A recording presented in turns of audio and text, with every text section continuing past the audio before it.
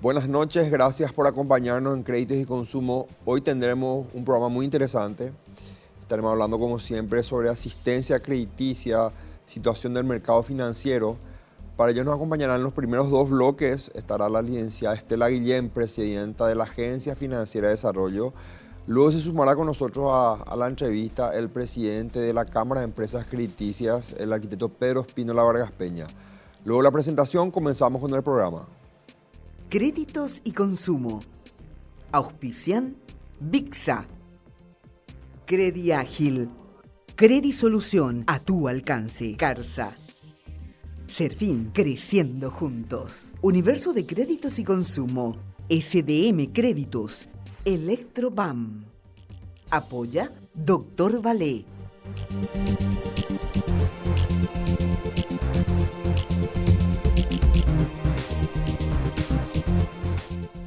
Comenzamos la entrevista con la presidenta de la Agencia Financiera de Desarrollo, la licenciada Estela Guillén. Buenas noches, licenciada, gracias por estar con nosotros. Buenas noches, Estefan, gracias a vos por la invitación. Ya estás hace más de 2 años en la AFD, pero estás hace un tiempito como presidenta ahí del directorio. Sí, desde que asumió el nuevo gobierno como presidenta, ya más de 2 años en la AFD. Acá hablamos mucho, generalmente citamos y nombramos mucho a la AFD, pero sí es como que falta un poco familiarizarle un poco más a qué es la Agencia Financiera de Desarrollo, si le podemos explicar un poco a los televidentes, licenciada. Excelente. Esa es una pregunta que me encanta porque realmente... para no confundir de repente los roles. Exactamente, siempre comenzamos presentándonos. Sí. Y bueno, la Agencia Financiera de Desarrollo es una banca de segundo piso, como su nombre lo dice. Nosotros no trabajamos directamente con el público, sino que canalizamos nuestros recursos a través de instituciones financieras, es decir, bancos, financieras y cooperativas. Esas líneas de crédito que nosotros habilitamos, a su vez, tienen productos específicos que responden a sectores que nosotros queremos incentivar desde la política pública. Los sectores somos muy conocidos por vivienda, pero siempre me gusta decir que somos más que vivienda. Somos educación, somos industria, somos sector agrícola, ganadero, tenemos toda una línea para energías renovables ahora, eficiencia energética, el sector forestal. Entonces, trabajamos con las instituciones financieras, diseñamos productos financieros con características específicas y realmente todas las bancas de segundo piso nacen con una intención que es la de cubrir un poco algunas fallas de mercado, le llamamos a veces los economistas. ¿Y qué significa falla de mercado? Significa que existe la demanda, también puede existir la oferta, pero por alguna razón estas dos puntas no se unen. Y siempre comento el caso de la vivienda, ¿sí? Hace 18 años atrás, cuando comenzaba a actuar, digamos, la banca de segundo piso, las tasas de interés para financiar vivienda eran del orden del 40 y 50%. O sea, hoy es impensable. Cuando uno le dice a un joven, tenés que pagar 40 o 50%, ya no existen, gracias a Dios, esas tasas. Supéralo la tasa, el tope de tasa Asimismo, gracias a Dios, estamos en otra etapa y el plazo máximo al que te prestaban eran 3 años. Sí. Con estas dos condiciones, no solamente tasas, sino también plazos, para una inversión tan importante, en este caso en la vida de las personas, prácticamente era imposible financiar esta inversión, que necesita plazos y tasas. Ahí es donde la AFD entra al mercado a ser un jugador que complementa el financiamiento de las instituciones financieras. En este caso, habilitando líneas de financiamiento con plazos específicos para que los bancos, las financieras y las cooperativas puedan calzarse y puedan ofrecer a su cliente final este producto con esa característica, con una tasa y con un plazo. Y hago mucho énfasis en estos dos elementos, Estefan, porque a veces solo miramos la tasa. Sí. Pero para la inversión, que es para lo que nosotros fuimos creados, para incentivar la inversión, no solamente la tasa es relevante, el plazo es muy importante.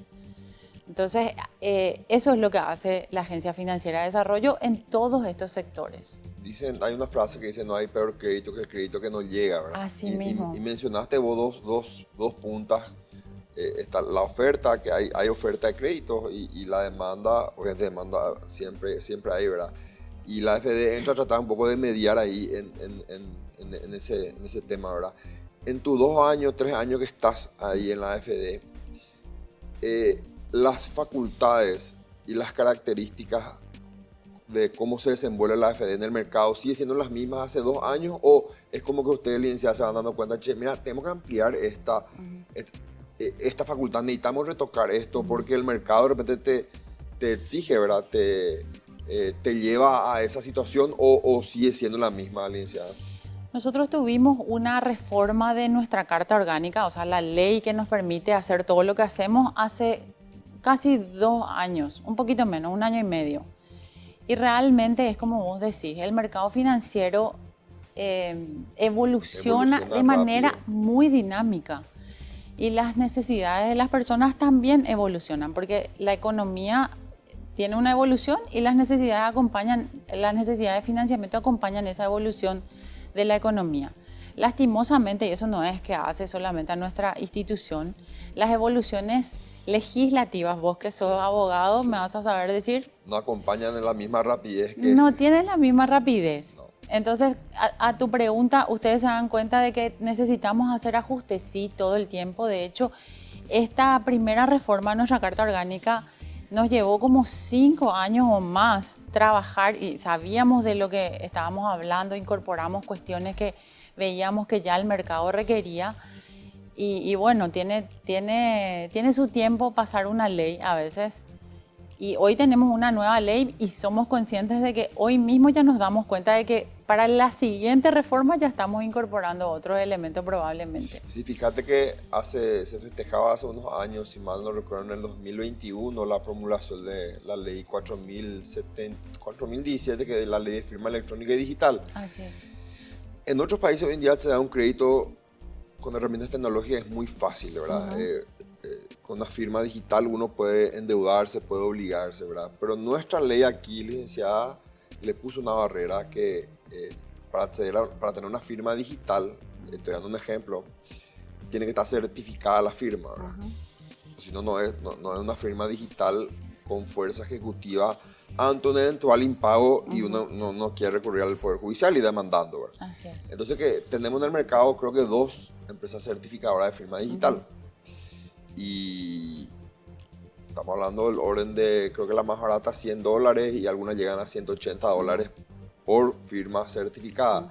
Entonces es como que para algunos actores del mercado la ley termina siendo de aplicación casi imposible porque ¿quién asume el costo? Es muy onerosa. Claro, ¿quién asume? Si vos tenés una cartera de, no sé, 10.000 clientes, tenés que asumir 10.000 certificaciones de firma digital, ¿verdad? Entonces ahí es donde es como que la legislación o el proceso de aprobación de leyes no acompaña un poco la velocidad en el mercado financiero, ¿verdad? Así mismo. Licenciada, ¿cómo ves la situación del crédito? Bueno, vos hablaste de varios extractos, varios compartimientos estancos, ¿verdad? Pero ¿te parece que hoy en día acceder a un crédito en Paraguay cada vez más fácil, cada vez más engorroso? En el próximo bloque quiero hablar un poco de la informalidad porque está muy vinculado a la informalidad, ¿verdad? Pero vos, ¿cómo ves hoy ya como presidenta de la AFD, en qué etapa del proceso estamos? Yo te diría que sigue siendo un desafío para muchas personas. Y me adelanto un poquito, me dijiste ya que en el siguiente bloque vamos a hablar más profundamente de la informalidad. Pero está visto, y no solamente en nuestro país, que hay muchas barreras de acceso al crédito. Y me gusta decir esto que aprendí de un colega que hoy está en el directorio. La formalización o la formalidad es una barrera importante, pero el hecho de ser formal todavía no te asegura que seas sujeto de crédito. Claro. Entonces hay de vuelta un paso. Barrera que a veces hay de vuelta un paso que las personas tienen que hacer, ¿verdad? Hoy nosotros tenemos, al igual que todos los países de Latinoamérica, un nivel de informalidad todavía elevado, pero te diría que la gente va tomando razón después de la pandemia del costo de ser informal. Sí. sea, la pandemia vino a ponernos un punto sobre las IES con este tema de la formalidad. Y por el otro lado, si bien es cierto, sabemos que tenemos que hacer muchos esfuerzos más, hay también iniciativas desde el sector público que están tratando de facilitar la formalización en términos de facilitación de trámites, simplificación del sistema tributario. A lo mejor hay mucho por hacer todavía, pero en la línea, el otro día he escuchado un término muy interesante con una persona de un banco que decía, hay que generar la cultura tributaria, porque llega la persona, tiene muchísimos años de experiencia, una MIPYME, le piden su facturación y él realmente no factura. O factura una parte. Y realmente vos ves, te vas a su planta, al lugar donde produce lo que produce y vos ves mercaderías, vos podés estimar fácilmente que tiene los ingresos que requiere para acceder al crédito, pero no tiene cómo respaldar. Dice otra cosa. No tiene cómo respaldar. Entonces hoy también estamos trabajando muy fuerte con nuestras aliadas en generar esta línea de concienciación de que sos formal, pero para ser sujeto de crédito tenés que trabajar en los registros que avalen tu capacidad de pago.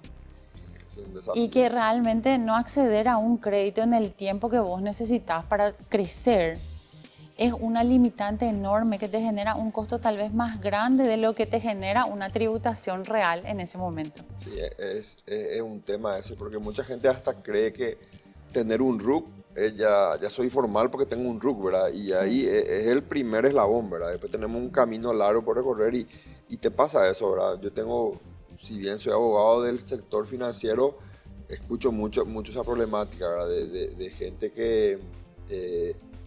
hay una cuestión también de burocracia. El que está arrancando de repente le cuesta mucho ser formal porque hay mucha burocracia y siempre doy este ejemplo, no me canso. Decía, estuvo acá como invitado el año pasado en un programa alguien que invirtió en el rubro gastronómico. Y él decía, yo para abrir mi bar, que ni siquiera era un restaurante, era un bar, la normativa de la legislación me exigía cumplir con 61 ítems.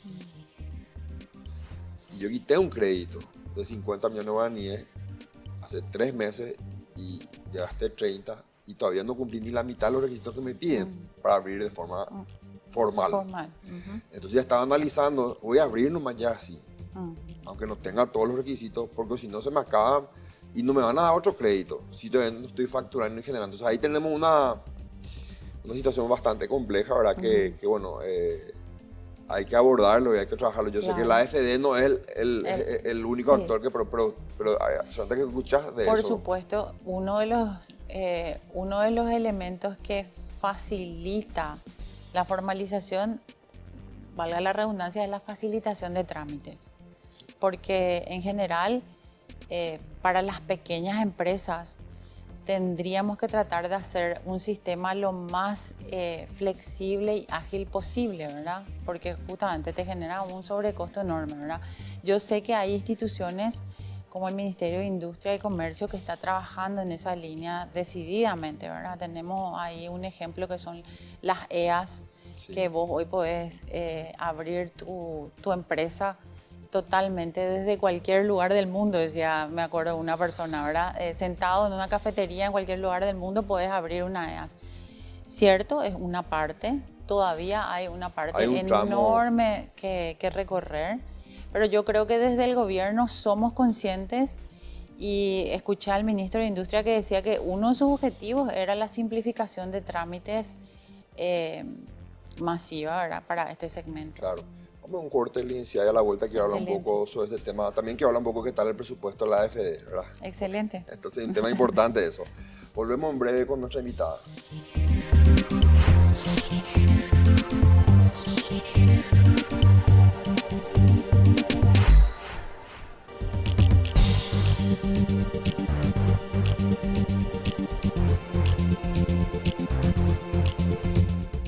Estamos de vuelta con nuestra invitada, la presidenta de la AFD. Este programa va a ver mi hija y mi hija me dice, estoy cansado que digas al aire que que la EAS. Y me dice, papá, yo abrí una EAS hace 2 meses y todavía no tengo cuenta en el banco, me dice. Y me dice, estoy en un calvario, me dice ella. Entonces yo siempre digo, a veces generamos la solución, pero vos sabés que aplicarla de repente, la vida diaria, y a ella le pasó lo siguiente, ella está en un emprendimiento y son 2 socias, ¿verdad? Y fíjate, crean la EAS, pero ninguna no tiene historial tributario. Lo que dijiste lo que pasaba, ¿verdad? Entonces los bancos le dicen, tus 6 últimos IVA, y le dije, pues, ¿cómo si creé mi EAS ahora hace 2 meses? Le dice. Y la de ustedes, las que son las socias, y estamos emprendiendo, somos nuevas. Entonces ahí, y los bancos le ponen una barrera para abrir cuenta, ¿verdad? Y vos sabés que la cuenta también es un eslabón para la formalidad, ¿verdad? Es un eslabón, es así. ¿Qué tal estamos, licenciada, con el tema de...? Porque a veces yo sé que tenés muchas ganas, que el equipo de la AFD tiene muchas ganas. Así como el viceministro mi pyme me decía, acá ganas solas, me dice, pero mi presupuesto no me ayuda a llevar a cabo todo lo que queremos. ¿Cómo está la AFD en tema de presupuesto? ¿Cantidad de personas? ¿Hay una proyección de crecer en ese sentido? Sí, bueno, es muy importante lo que vos preguntás, porque nosotros somos, y me gusta decir, una entidad un poco híbrida en ese sentido, ¿verdad? Cuando vos le preguntás a un ministerio, ¿y qué tal tu presupuesto? Y bueno, y depende del presupuesto general de la nación, porque los impuestos se tienen que repartir entre muchísimas instituciones y lógicamente hay muchas necesidades. Hay una diferencia con la AFD y es que nosotros generamos nuestros propios recursos. Entonces, en la medida que a nosotros nos vaya bien, que seamos responsables, que mantengamos un balance solvente, vamos a poder acceder al financiamiento que nosotros mismos nos gestionamos. Y ahí viene, yo me voy a hacer una autopregunta. ¿Cómo se financia la AFD? Y bueno, la AFD tiene varias maneras de financiarse. Primero, como todos los bancos, nosotros salimos a emitir bonos y ustedes escuchan, ¿verdad? Sí. Sale la AFD a emitir bonos, esos son recursos que capta para volver a repasar. O hacemos préstamos internacionales y esos son recursos que salimos a captar para repasar al público. Y hay una tercera vía que es la de la capitalización, ¿sí? La capitalización, como en todos los bancos, es un recurso que llega para fortalecer tu balance y tiene varios fines. Al fortalecer tu balance te da una solvencia y una espalda mayor para que vos a su vez puedas salir a hacer más captación de recursos. O sea, si yo salgo a prestar, los que me prestan miran mi balance y dicen, ¿estás bien? Te presto. Entonces la capitalización es un elemento que nos permite ser solventes. Pero también es un elemento que para una banca de segundo piso que no capta ahorro del público directamente, los bancos de primer piso pueden captar ahorros del público y con esos recursos que captan a tasas más bajas pueden volver a prestar. Nosotros no tenemos ese elemento. Entonces la capitalización es el elemento que hace posible que nosotros podamos, por así decirlo, promediar las tasas, ¿sí? Entre la que yo salgo a captar al mercado o en un préstamo y la que me da mi principal aportante, que es el Estado al final del día, que es la capitalización. Bueno, nosotros tuvimos una ley de capitalización que inyectaba recursos de manera permanente, por así decirlo, que eran recursos provenientes del FONACIDE. Pero esa ley hoy realmente ya no tiene esa posibilidad para la AFD porque decidieron destinar esos recursos que venían para la AFD para otros fines. Entonces, hoy no tenemos elementos que nos permitan decir que sostenidamente vamos a recibir capitalización. Entiendo. Sí estamos trabajando con el Ministerio de Economía y Finanzas para ver opciones de generar esa capitalización. Por esos 2 elementos que te digo, Estefan. Primero, para darnos solvencia y para que nosotros mismos podamos captar más recursos. Y segundo, que es un elemento que ayuda a promediar las tasas y que finalmente nosotros podamos repasar a una tasa más conveniente. Muchas veces, y aquí está Isaac Godoy, está en el directorio hoy. Sí. Y él estuvo el año pasado en varias entrevistas acá con nosotros y siempre hablábamos de eso, que él me contaba el caso que tuvo, la situación que tuvo cuando hubo un recorte drástico en el presupuesto del viceministerio de mi pyme, donde él estaba. Sí. Y me decía, yo tengo 10, 12 proyectos en ejecución y al existir un recorte, para el 2024 se van a poder llevar adelante 2 de los 12, me dice. Entonces, a veces también las políticas públicas o la intención política se tiene que ver reflejada en el presupuesto, porque si uno habla de políticas públicas, pero el presupuesto no te acompaña, es difícil bajar la tierra, ¿verdad? Entonces, ese es un tema muy, muy importante. Quiero tocar un tema, pues en el próximo bloque vamos a compartir con el presidente de Crecer para hablar un poco de la asistencia crediticia. Me decía fuera del aire, licenciada, que no sé si es una cuestión estatutaria, una cuestión de la ley que le regula a AFD, pero ustedes no están enfocadas en el tema consumo específicamente, ¿verdad? No es una de las cuestiones que no sé si la ley les permite o si las políticas públicas de la AFD tienen otro camino, ¿verdad? Sí, de alguna manera nuestra ley no nos permite y nuestra esencia también está enfocada con otra mirada. Como te decía, nosotros estamos para poder solucionar estos gaps que en pocas palabras son generar el largo plazo, ¿verdad? Sí. Y para el consumo, digamos que el sistema financiero tiene sus productos y nosotros no entramos a competir con el sistema financiero, nosotros entramos a complementar. Entonces, la parte en la que nosotros complementamos es justamente generando líneas de crédito de largo plazo con tasas de desarrollo para esas inversiones. Te preguntaba eso porque no sé si el actual presidente de Fomento, pero el anterior presidente de Fomento me decía, estamos trabajando para que el Banco Nacional de Fomento ya no se enfoque tanto en consumo, porque la gente nos reclama mucho, porque en realidad nuestra carta orgánica nos establece que tenemos que fomentar la industria, fomentar. Entonces me dice, y ahí me pongo yo a pensar, bueno, y el sector de consumo, los emprendedores, las MIPYMES que necesitan acceder a crédito de consumo, las cooperativas, las casas de crédito que necesitan tener un acercamiento al Estado para solidificar este sector donde golpearían las puertas, ¿verdad? Medio que es un tema bastante complejo eso, ¿verdad? Así es. Hay que identificar qué es lo que nosotros categorizamos como crédito de consumo, ¿verdad? Hoy nuestros productos, por ejemplo, ya tienen como una ventana de posibilidades de utilizar una proporción de lo que destinamos a créditos de inversión como capital operativo. Sí. Si vos te referís a capital operativo como consumo, nosotros sí lo estamos haciendo. Como parte del total de un proyecto, una proporción sí le permitimos financiar, ¿verdad? Ahora, te digo, comprarte un electrodoméstico o pagar un viaje, eso no lo puede hacer un banco de desarrollo, ¿verdad? Entonces estamos diseñados para acompañar otro tipo de productos, ¿verdad? Sí. Y en realidad el Banco de Fomento, como te decía fuera del aire, el presidente actual es el mismo que antes, así que te va a seguir diciendo lo mismo. Sí. Y es cierto, o sea, de un tiempo a esta parte se ha insistido muchísimo que el Banco de Fomento sea un jugador que señalice un poco el mercado. ¿En qué sentido? En que pueda, desde la política pública, tal vez generar tasas un poco más convenientes a ciertos sectores que la política pública quiere incentivar. Claro. Sí, entonces, es un poco por esa razón sí, yo que creo va que en esa línea.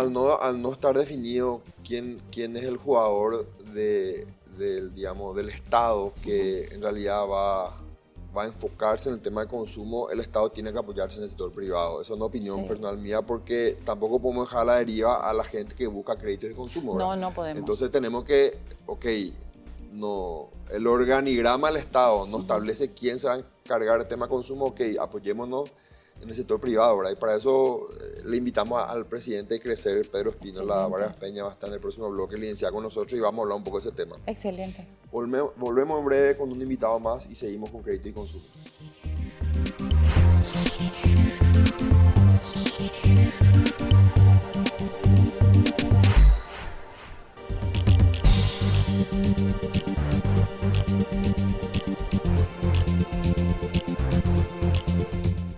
En este tercer bloque le sumamos al presidente de la Cámara de Empresas Crediticias, Pedro Espínola. Buenas noches, Pedro, gracias por estar con nosotros. Hola, Estefan, ¿cómo te va? Muchas gracias por la invitación. Para mí es muy importante tenerla a ambos, porque hay cuestiones que de repente es más fácil hacer el ping-poneo estando juntos que hacer en bloques separados. Entonces, quiero hablar de un tema que lo venimos hablando en una entrevista, ya lo hablamos con Pedro Espínola, licenciada, del tema de la informalidad, ¿verdad?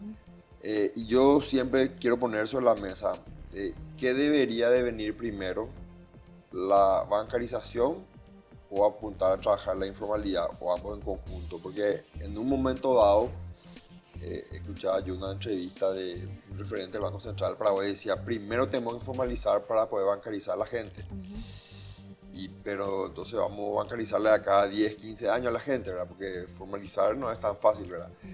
Pero hablamos en el primer bloque con la licenciada que hoy en día el primer paso es formalizarse, pero formalizarse no es suficiente para que se da un crédito, ¿verdad? Y también una conversación que ellos lo tienen en la AFD, ¿verdad? Dentro del directorio. Entonces, ¿qué opinión tenés en ese sentido, Pedro? Y también me gustaría escucharlo de la licenciada, ¿verdad?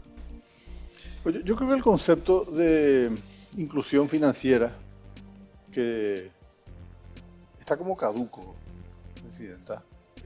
¿Por qué? Porque la tecnología está caduco en el sentido de que antes decíamos inclusión financiera es bancarizarse. Exacto. Y hoy tener una cuenta en un banco ya no sé si es tan relevante. Porque las cuentas corrientes ya prácticamente, las chequeras ya no se usan. Hay mucha gente bancarizada que no accede a crédito. El fenómeno de aquellos que están con sus salarios bancarizados, pero no acceden a crédito. Entonces, el mero hecho de la bancarización no genera inclusión financiera. Y después están todas las tecnologías de las telefónicas, por ejemplo, que sí permiten una registración, que sí es un tema fundamental, en mi opinión, de la inclusión financiera. Yo me siento bastante incómodo cuando leo lo que las multilaterales dicen sobre inclusión financiera. Me parece que se quedaron un poco en el tiempo.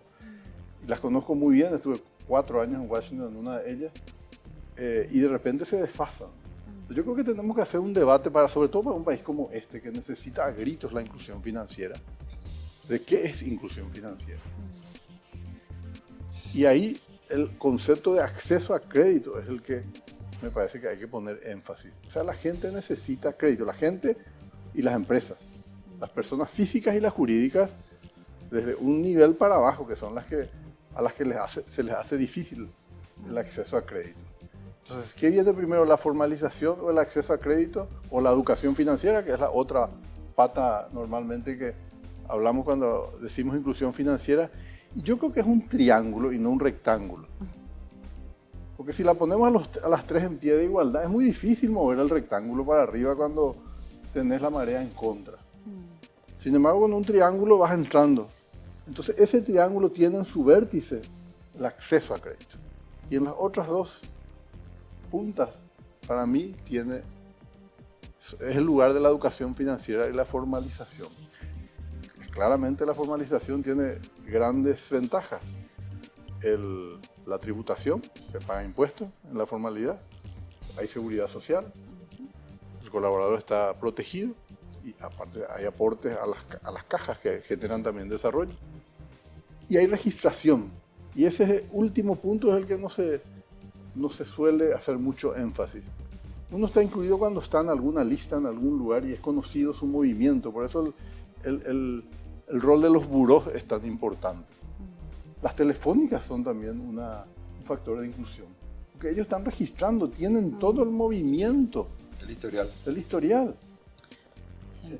Y es mucho movimiento, mucho más que el de aquel empleado que cobra todos los meses su salario en un banco. Entonces, yo creo que ese debate hay que llevarlo un poco más adelante para poder también compararlo al de la formalización. Sumado a que, licenciada, antes de escuchar tu respuesta, decía el presidente de la Federación Paraguaya de MIPYMES, estuvo con nosotros, el Guillermo Tabela, decía, solo el 16% de las MIPYMES están bancarizadas y están incluidas financieramente. Entonces, ¿y cómo le hacemos llegar el crédito al 80 y piquito restante, verdad? Sí. Entonces, ahí tenemos una dicotomía. ¿Cómo avanzamos en esto? No sé, ¿cuál es tu visión desde la AFD?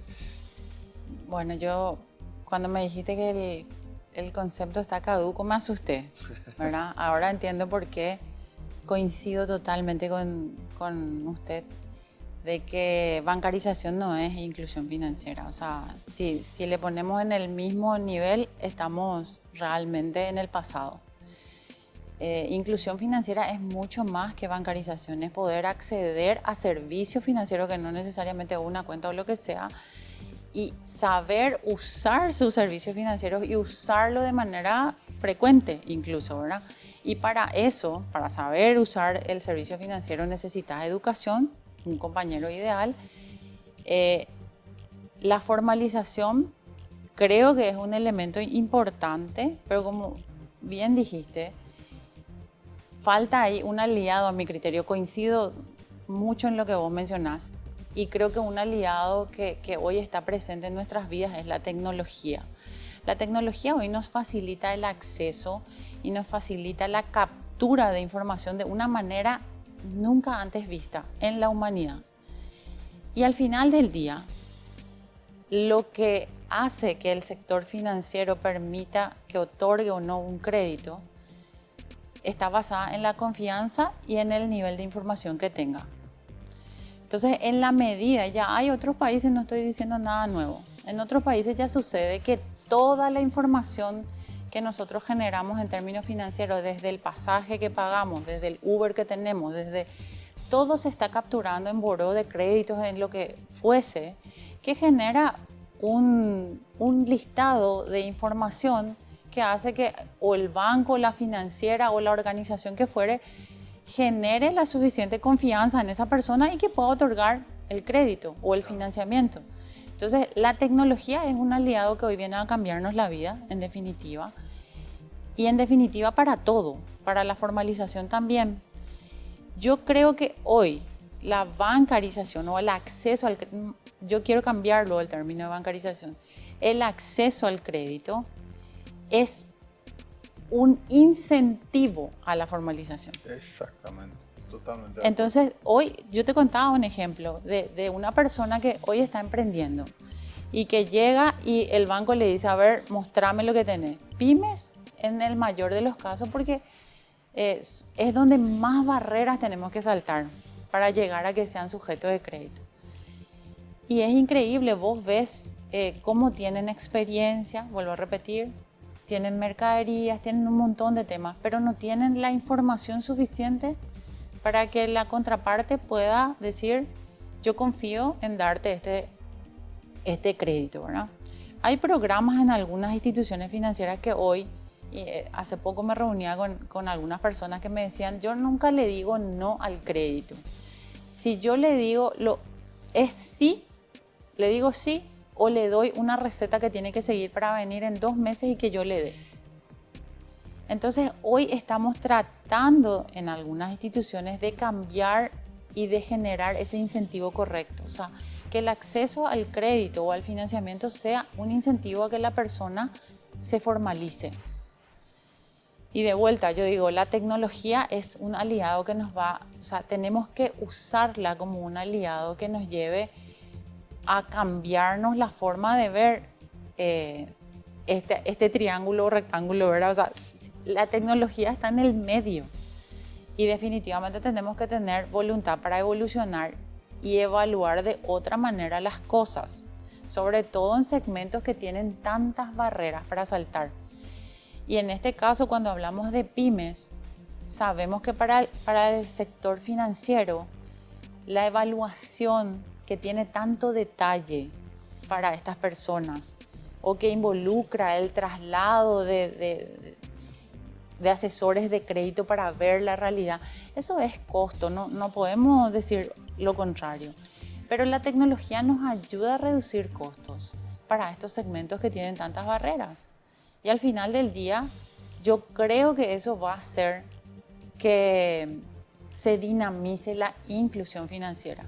Porque a través de la tecnología les podés enseñar a usar los instrumentos, porque a través de la tecnología se vinculan más rápido. Yo creería que por ahí debería ir el pensamiento, ¿verdad? ¿Qué elementos nos ayudan para catalizar este proceso que hoy ya está sucediendo en otras partes del mundo a otra velocidad? No somos los únicos informales, no somos los únicos que enfrentamos barreras a acceso al crédito.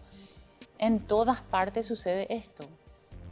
A mí me decía eso el viceministro que estuvo en San Paulo, en un evento de viceministerios de su par, digamos, de otros países, y me decía, hay informalidad también allá, me decía, ¿verdad? Ay, Pero accede más rápido al crédito, más fácil. O sea, el informal accede más fácil al crédito. Yo le contaba a la licenciada, estuve hace poco por San Pablo, y un joven, un día lunes, almorcé con él y me decía, solicité un crédito, hoy voy a abrir una sucursal de mi pyme, un pequeño emprendimiento. Y el jueves yo cené, Pedro, con esa persona, y estaba contento porque ese día le desembolsaban su crédito de $20,000, ¿verdad? Entonces, él no se movió, o sea, era el teléfono, ¿verdad? Entonces, la tecnología se vuelve muy relevante, ¿verdad? así es. Pero lo que yo digo nomás que hay países del mundo donde no es que la barrera principal es el tema de la informalidad, sino que acá buscan incluirte con crédito, ¿verdad? Yo creo que ese es el camino al que tenemos que apuntar, ¿verdad? A eso te referías, Pedro. Sí. Al menos uno de los caminos, ¿verdad? Me encanta esa palabra, incentivos. Hay que poner los incentivos correctos para que sucedan las cosas que queremos y no los incentivos perversos, que son los indeseables, los que te llevan. Porque está muy lindo poner reglas, leyes, esto es lo que tenés que hacer y tenés que no hacer. Si todos cumpliésemos las reglas, este sería un mundo ideal. Pero no los cumplimos si no tenemos los incentivos correctos para cumplirlos. Entonces, nosotros queremos que las empresas, las MIPYMES, por ejemplo, para circunscribirnos, sean formales. Claro, esa es la regla. En teoría, nadie podría estar operando como empresa si no es formal. La regla lo dice claramente. Sin embargo, buena gente, no criminales, no delincuentes, operan informalmente porque no les queda otra. No tienen los incentivos correctos para operar formalmente. Sin embargo, si vos le pones el incentivo del crédito, que es sin lugar a dudas un motor de desarrollo para los emprendedores, para los cuentapropistas, los que tienen muchas ideas, mucha energía para desarrollar nuevas iniciativas, pero no tienen capital. Entonces, si vos le pones el acceso a ese crédito y ese incentivo le genera la formalización, entonces ahí está el incentivo correcto, que es lo que decía la presidenta. Ese es el momento en que se formaliza, cuando accede al crédito. Ahora, ¿qué pasa? Como no tiene historia, entonces es un jugador de más riesgo. Y ahí entras en el círculo vicioso del que no le quieres dar el crédito porque como no tiene historia, como no está formalizado, y ahí es donde creo que las políticas públicas tienen que apuntar y las herramientas que te generan las instituciones públicas pueden solucionar ese problema. Pero sin subsidio, sin regalar, pero sí generando algún tipo de instrumentos, como por ejemplo un fondo de garantía, como para minimizar ese riesgo. Porque el riesgo generalmente tiene que ver con los tiempos, no tanto con la recuperación final. Estas unidades productivas normalmente tienen desfasajes en el tiempo y ese riesgo tiene que ver más con cuándo pueden llegar a pagar, no que no pagan luego. Sí. Entonces los fondos de garantía te pueden permitir ese fuelle. Además de las herramientas que mencionas, Pedro, yo creo que la articulación de aquellos actores que están involucrados en este tema es importante, ¿verdad? Que ahí yo creo que hay un punto flojo, que es un corte y volver al último bloque, porque ahí sí, en eso coincidimos en su momento con el viceministro MIPYME. Aquí falta articular muchas cosas y quiero tocar ese tema a la vuelta a la pausa. Volvemos en breve con nuestros invitados, está muy interesante las entrevistas de hoy. En breve volvemos al cuarto bloque.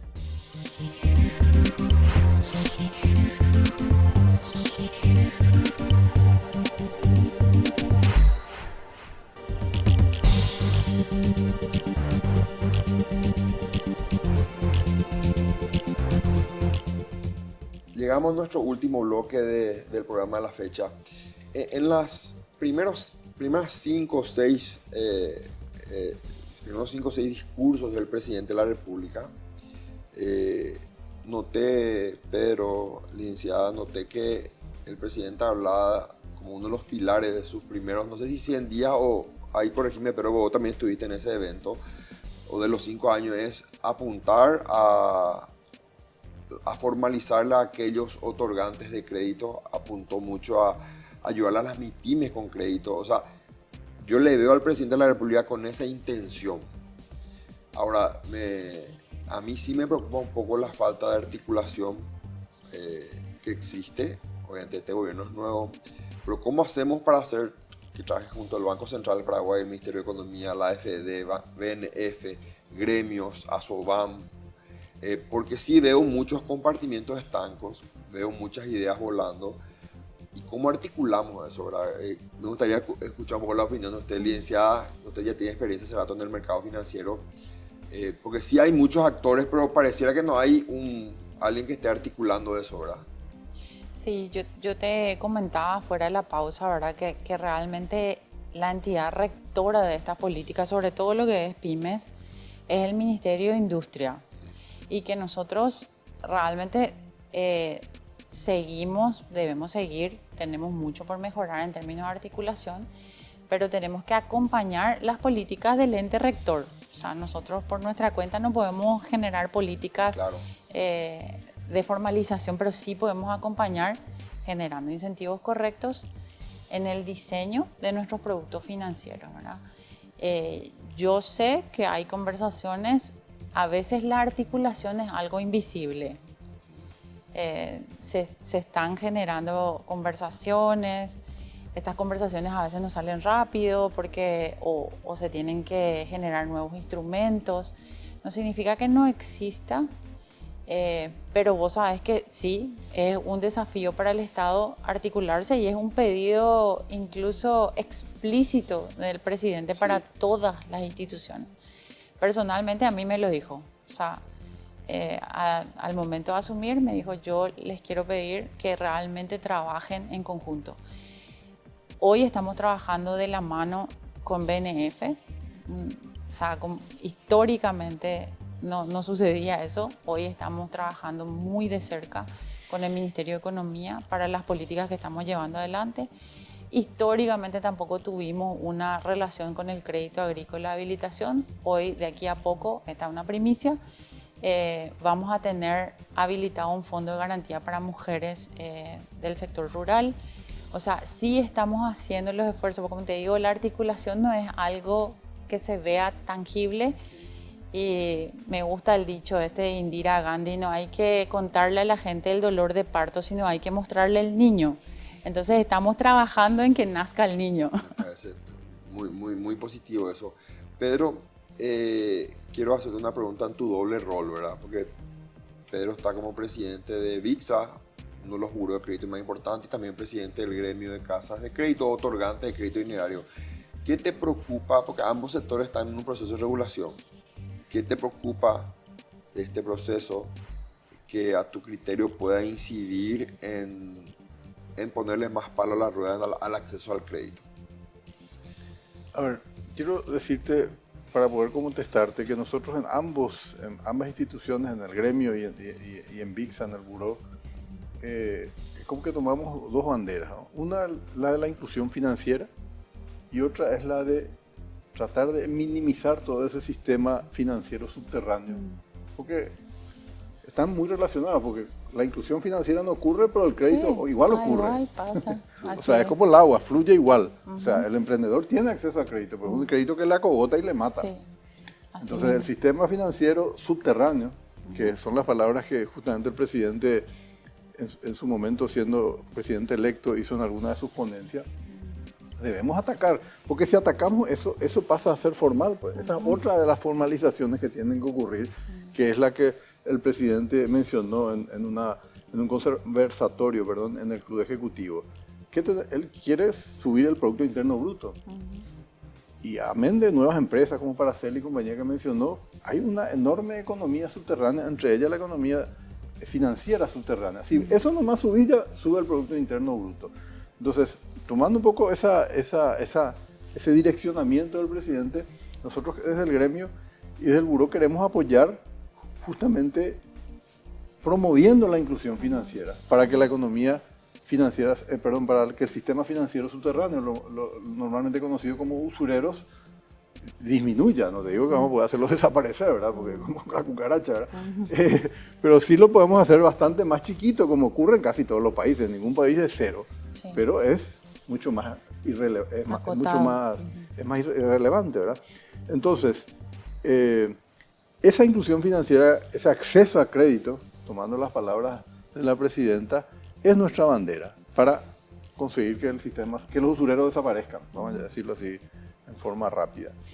Entonces, vemos sí alguna preocupación en nuevas regulaciones en ambos sectores que podrían estar atentando en realidad hacia eso, no adrede, pero como bien sabemos, cuando se redactan las leyes, de repente, digamos, se instalan incentivos perversos, que es lo que llaman, en vez de instalarse incentivos correctos. Así es. Entonces, no es completamente así, pero hay algunos ajustes. Felizmente nosotros estamos trabajando bastante bien esa articulación desde nuestro lugar, desde nuestro apoyo del sector privado, que es el que nos corresponde. Está como fluyendo, ¿verdad? Hace pocos días nomás tuvimos una reunión en la Agencia Financiera de Desarrollo. La presidenta no pudo estar, pero estuvo uno de los directores, los gerentes, estuvimos conversando, recién estuvimos hablando con ella de eso. Estamos con el Ministerio de Industria y Comercio, que como bien dijo la presidenta, es el que tiene que determinar las políticas públicas. Estamos hablando con el Ministro de Economía, estamos hablando con el Banco Central. No es así como uno querría, súper, pero bueno, es la realidad. Ahí también hay que cuidar ciertas formas porque se están manejando cuestiones públicas. Entonces, yo estoy contento, Estefan, yo estoy contento. Yo creo que hay mucho más dinamismo que antes y yo realmente soy muy optimista de lo que se viene. La esperanza está, que es importante.